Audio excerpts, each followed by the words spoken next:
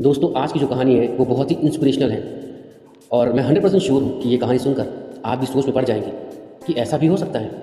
और मैं कहूँगा बिल्कुल ऐसा हो सकता है। आज की जो कहानी है वो बहुत ही ज़बरदस्त है और ये कहानी एक बार्बर की है जिसको हम लोग नाई कहते हैं।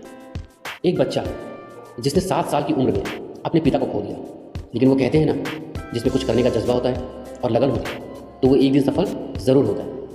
ये बच्चा यानी कि बार्बर काफ़ी स्ट्रगल करने के बाद आज 400 लग्जूरियस कार का मालिक है।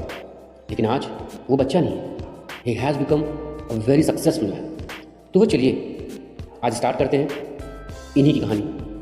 तो जिनके बारे में मैं आपको बताने जा रहा हूँ उनका नाम है रमेश बाबू। जब ये 7 साल के थे तो इनके पिता गुजर गए, जो कि प्रोफेशन से एक नाई थे। अपने एक भाई, एक बहन और माँ के साथ रमेश बाबू बेंगलोर में रहते थे। जब इनके पिता का साया इनके सर से उठ गया तो उनकी माँ के ऊपर पूरे घर का बोझ आ गया। अब आप समझ सकते हैं एक माँ क्या करे अपने बच्चों के लिए और क्या ना करे। उसके लिए उसने घरों में झाड़ू पोछा करने का काम शुरू कर दिया। घर की आर्थिक स्थिति कुछ अच्छी ना थी इनकी। काफ़ी मेहनत करने के बाद भी 40-50 रुपये ही महीने की कमाई हो पाती थी। तो रमेश बाबू की माँ ने अपनी पति की शॉप को 5 रुपये महीने रेंट पर उठा दिया। लेकिन पता नहीं क्यों रमेश बाबू को ये सब अच्छा नहीं लग रहा था। उन्होंने पढ़ाई के साथ ही छोटे छोटे काम करने शुरू कर दिए, जैसे घरों में न्यूज़पेपर फेंकना, मिल्क बॉटल की डिलीवरी करना और कुछ दूसरे छोटे मोटे काम। एक्चुअली वो अपनी माँ की हेल्प करना चाहते थे। रमेश बाबू ने 10वीं की पढ़ाई के बाद 1989 में अपने पिता की शॉप को शुरू किया और उसका नाम रखा इनर सलून। खुद एक नाई बन गए। लेकिन अपनी माँ के कहने पर उन्होंने इलेक्ट्रॉनिक में डिप्लोमा भी किया। दोस्तों पढ़ाई बहुत ज़रूरी है और हमें इसे बीच में नहीं छोड़ना चाहिए। अब हम बात करते हैं कि रमेश बाबू यहीं पर रुकने वाले नहीं थे। उनके दिमाग में कुछ और ही चल रहा था। उन्होंने बार्बर की शॉप से कुछ पैसे जमा किए और ख़रीद लिए कार कौन सी? मारुति सुजुकी की ओमनी कार। अब ओमनी कार खरीद तो ली इन्होंने, लेकिन चलाने के लिए इनके पास समय न था, क्योंकि पूरा दिन इनको अपना समय बार्बर शॉप पे देना पड़ता था। तो इनके दिमाग में आया एक काम करते हैं, क्यों ना इस कार को रेंट आउट कर दिया जाए। अब उन्होंने उस कार को रेंट आउट कर दिया। अब जब देखा कि रेंट आउट करने से भी पैसे आ रहे हैं और सलून चलाने से भी पैसे आ रहे हैं तो कमाई तो बढ़ने ही वाली थी। तो इन्होंने फिर और पैसे बचाने शुरू कर दिए और अब खरीदी दूसरी कार।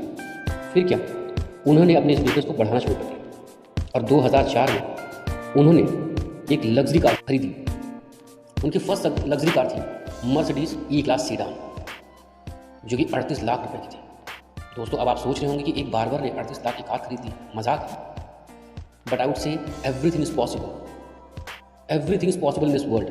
बस मेहनत, लगन और जज्बे की ज़रूरत होनी चाहिए।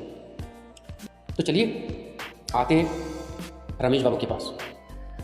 तो फिर रमेश बाबू ने अपनी लगन और मेहनत से अपने बिजनेस को बढ़ाया और बन गए लग्जूरियस कार के मालिक। 400 कार्स हैं, Rolls Royce, BMW, Mercedes, Jaguar, Mercedes vans and Toyota की मिनीज बसेस भी हैं। और तो और हमारे बॉलीवुड के सेलिब्रिटीज चाहे तो शाहरुख खान हो, चाहे अमिताभ बच्चन हो, चाहे प्रियंका चोपड़ा हो, सभी ने इनकी सर्विस ली। Now Ramesh Babu has become the owner of Ramesh tours and travels. आप गूगल में सर्च कर सकते हैं। अब आपको रमेश बाबू की एक मज़ेदार बात बताता हूँ कि बिलीनियर और 400 कार के मालिक होने के बावजूद भी इनकी खास बात यह है कि ये आज भी सलून में लोगों के बाल काटते हैं। क्या हुआ, चौंक गए? ये सच है। रमेश बाबू आज भी बार्बर शॉप में जाते हैं और अपने कस्टमर के बाल काटते हैं, क्योंकि वो अपने पुराने दिनों को भूले नहीं। इतना सक्सेसफुल इंसान होने के बावजूद और ना ही अपने पिता के सलून को भूले नहीं, जहाँ से उन्होंने अपने करियर को स्टार्ट किया। दोस्तों आपको ये वीडियो कैसी लगी? Please like, share and comment. If you want to get more videos like this, then please subscribe as well. Thank you. Stay safe, stay healthy.